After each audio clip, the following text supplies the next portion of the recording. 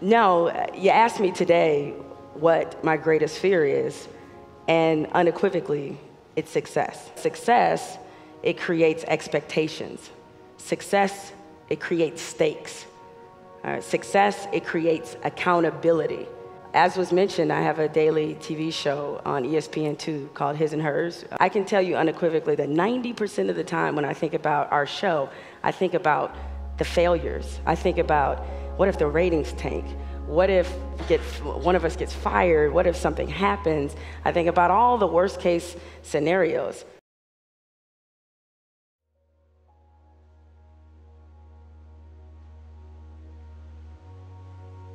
Though the weapons that form against me may appear to prosper at first, in the end, they will become the necessary foundations for my success.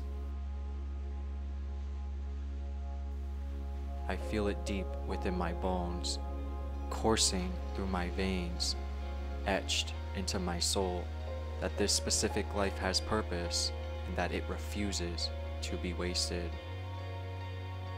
I will make it this time around, and when all is said and done, and the day of my death inevitably comes, with my body crippled and withered, I will feel that what I have come to do here has been fulfilled, and I will peacefully go, feeling accomplished as I excitingly take my last breath, as my heart slowly gives its last beat, and as I quietly slip away and go back home.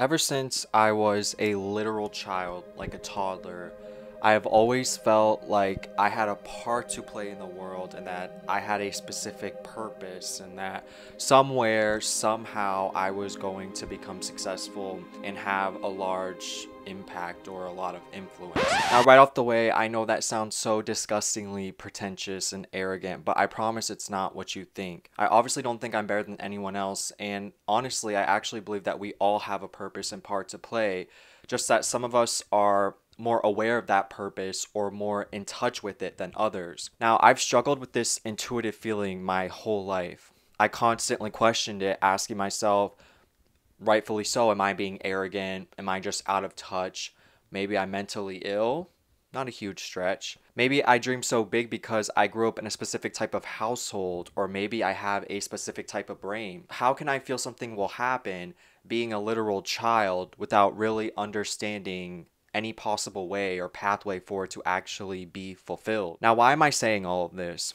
Well, I think having a fear of success happens when success is right around the corner, or when, for me, it feels that it is inevitable. Now, for most people, hearing that somebody could possibly fear success sounds insane. Obviously, fear of failure is far more common because it is statistically more likely. When failure feels bound to happen, success becomes distant and foreign, therefore allowing for the idea of it to become molded by your own personalized, idealized projection. I think when success finally feels inevitable or so close that it becomes palpable, the unbiased reality of what it actually entails hits you. Like Jamel Hill said in the opening of the video with her TED Talk, success comes with responsibility, and of course, while it does give you so much, on the other hand, it also now gives you so much to lose. We all know success has its benefits, but what people really don't seem to realize is it also comes with stakes and accountability. This can be very anxiety-inducing for many people. Before success feels like this inevitable reality,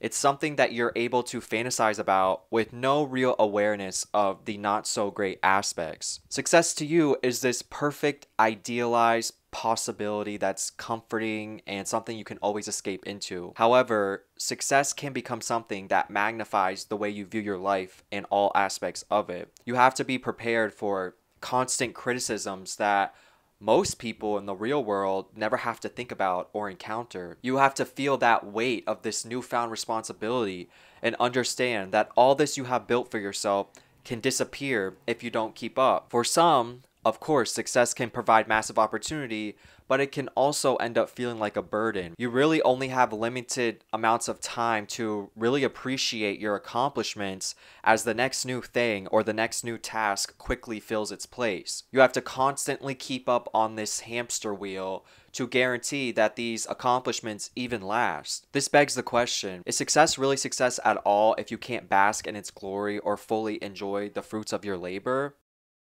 Another big reason people fear success doesn't really have to do with themselves at all, but is more about how others will respond to it. Success can lead to positions of massive influence or visibility, leading to the inevitable possibility of backlash or criticism. Now, depending on what your motivations for success were in the first place, this varies. But if you were looking for acceptance or love in your accomplishments or newfound visibility, then the reality of what it actually entails can be severely disappointing. Because of this, many may start to think fulfilling their potential isn't worth it if it means having to possibly deal with so much criticism. While the vision of success was at first comforting, the reality of it might now make lying low appear more safe and desirable. These are the types of questions that I think can lead many people to convince themselves, before they have even really reached their full potential, that success isn't worth it and that it will cause more problems than it could ever solve. Now, many people may see this line of reasoning as born from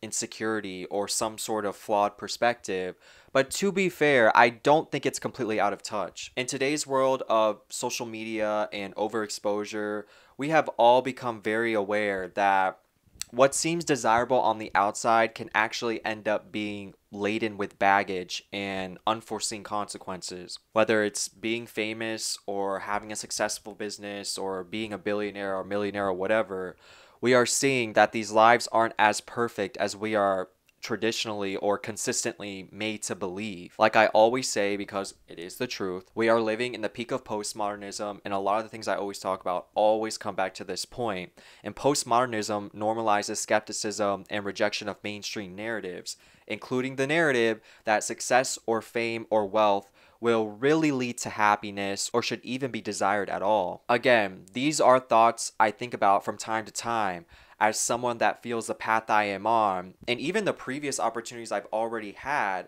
make me feel that my success is inevitable. But of course, I am not immune to this postmodern introspective skepticism. And as someone who is also spiritual and questions materialistic rewards and how our world functions and really just everything all the time, I do wonder if real fulfillment will ever come from the things that we are conditioned to desire. Now, there was a time in my life that I was smoking so much weed and drinking all day, and I had no real goals or desires besides that of the necessities, like getting a paycheck, keeping a job so I could continue to get high.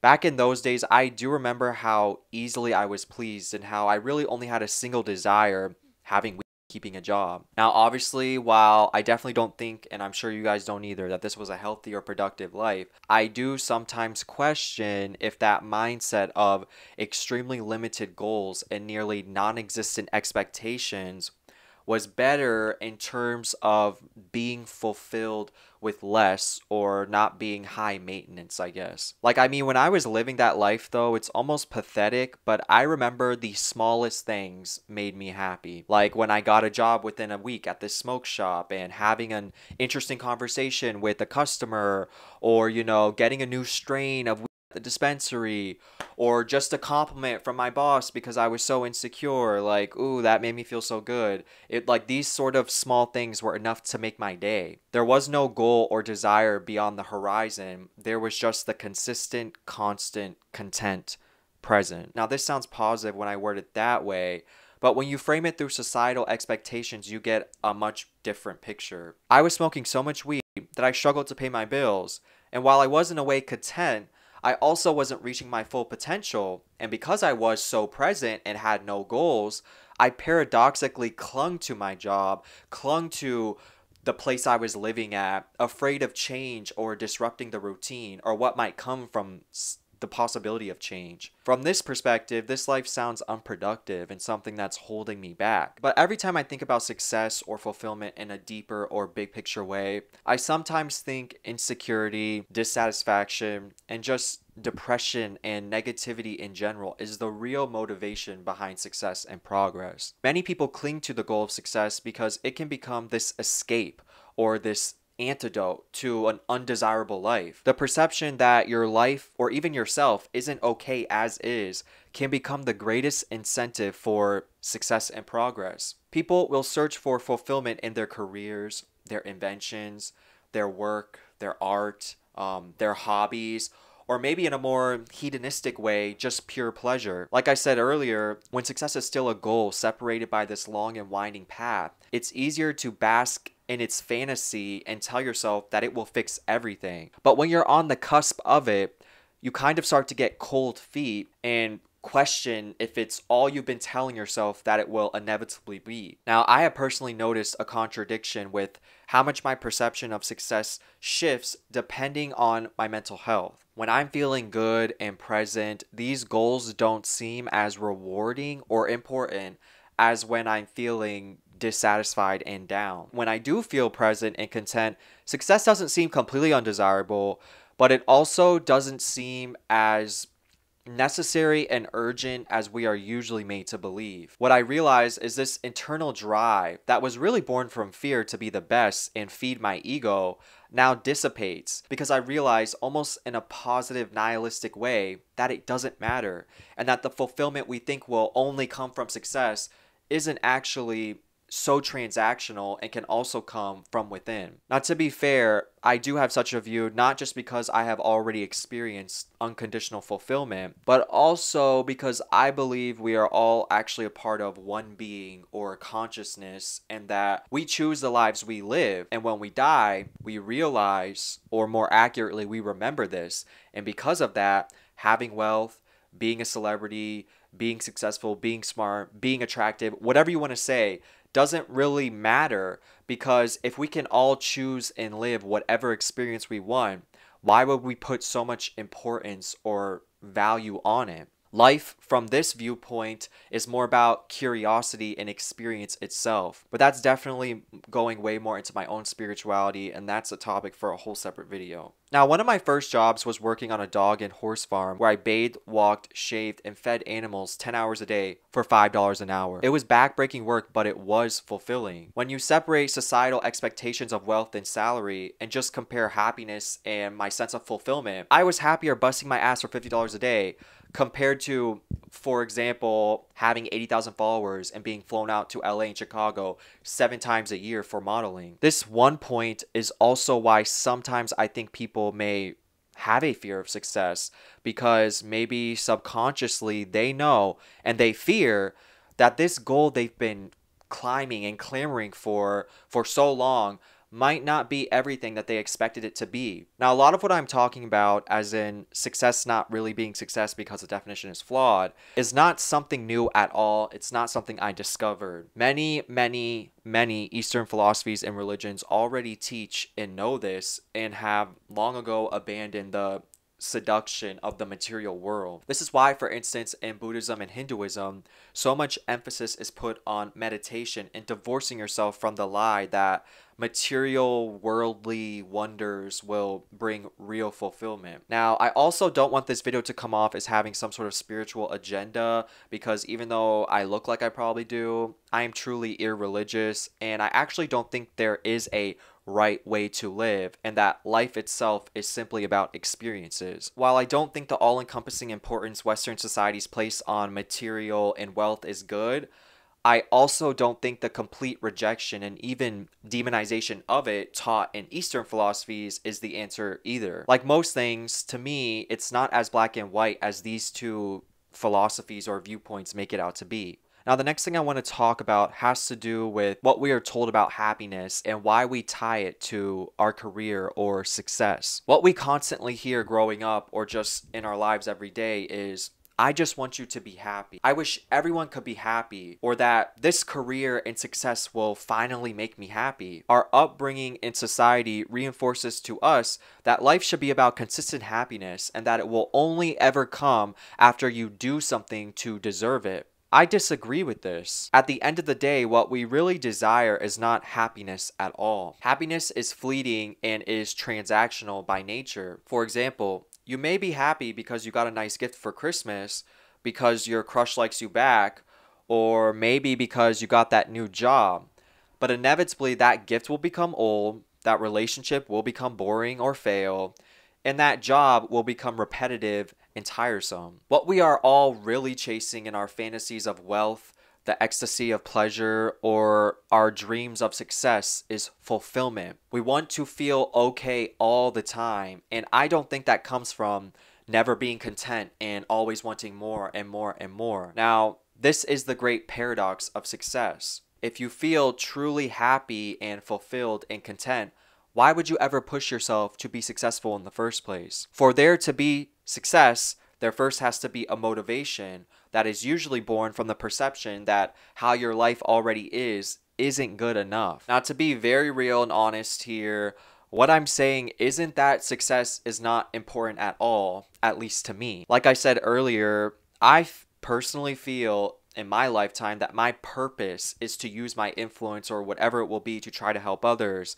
And I view success as this responsibility and this necessary way for me to make sure that that is fulfilled. And also, let's be real here, even if you did hate success or material wealth or having a job and you were an anarchist, we live in a capitalistic world, so no matter what, success is incentivized, even if you do feel content with your life. How are you going to pay your bills? You got to get a job. You got to make money. But I do think how I used to view success has changed substantially, though. I used to view it as this necessary path for fulfillment and as this resolution to negative self-perceptions and past traumas. I don't view it this way anymore. There isn't so much pressure on myself, and I now have multiple paths or lifestyles that could bring fulfillment instead of this singular, wealthy, and successful one. I now see success as this, again, necessary but temporary time in my life that will be more about connecting with others and proving to myself that I can reach my full potential instead of this cure to this inherent dissatisfaction or mental sadness. I see my 30s as a success-filled opportunistic time, and then now I see my 40s and 50s as this period where I settle down and retreat back to how I used to be as a child, a humble, content existence, maybe on some farm somewhere. If you would have told me, even 2 years ago, that I would be open to not perpetually be pushing myself my whole life and that settling down and being content was on the table, I literally would have laughed in your face. Again, for many people who do become successful or have that mindset, being content paradoxically is the enemy of that goal. You need to constantly push yourself your entire life to truly reach it. But I guess what I'm trying to say in this video is more along the lines of what I have already said in my previous videos about fame and being genuine and what are your true motivations behind fame. Wanting to be successful is fine, only if the motivations behind it are genuine and pure. Do you want to be successful to escape something? Do you work so hard at school or your job or your career out of fear or out of genuine love and happiness? I think when what you do is anchored by positive motivations, then true success and fulfillment will come. If you make worldly success your goal and the thing that underpins your happiness, or as this transactional currency that will fix everything, then it will never come. You will just want more and more and more and more, and it will never be enough. True fulfillment will always seem just within your grasp, but as soon as you get close to it, the goalposts will move once more.